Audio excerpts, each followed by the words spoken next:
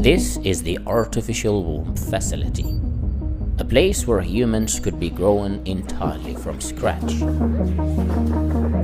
The devices you see here are called growth pods.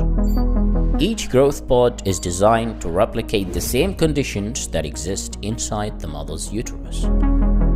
Growth pods are designed to host human fetuses until they are fully developed. These artificial wombs are designed to help premature babies to continue developing after their birth. But emerging scientific research is making it possible to use them to create designer humans entirely from scratch. The concept of growing babies inside an artificial environment is called ectogenesis. Ecto means outside and genesis means formation. And it isn't really new. The history of the artificial womb dates back to the early 1950s. The first design of the artificial womb was patented by Emanuel Greenberg back in 1955. He developed the concept with the hope of helping premature babies to continue developing after their birth.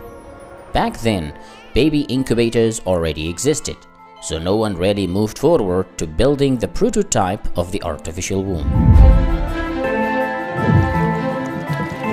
In the 1990s, researchers at Tokyo University's medical department tested the artificial womb to see if it actually works.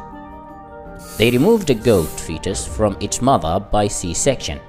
Then they placed it in a rubber womb filled with artificial amniotic fluid, and the little guy was delivered 17 days later. In 2002, scientists built mini artificial wombs using cells extracted from the uterus itself. These lab-made wombs allowed embryos to attach themselves to their walls, just like the natural process. Even though the embryos began to grow and develop, they were terminated 5 days later due to ethical concerns. In 2017, scientists from the Children's Hospital of Philadelphia managed to use a primitive design of the artificial womb, where they placed a premature lamb fetus.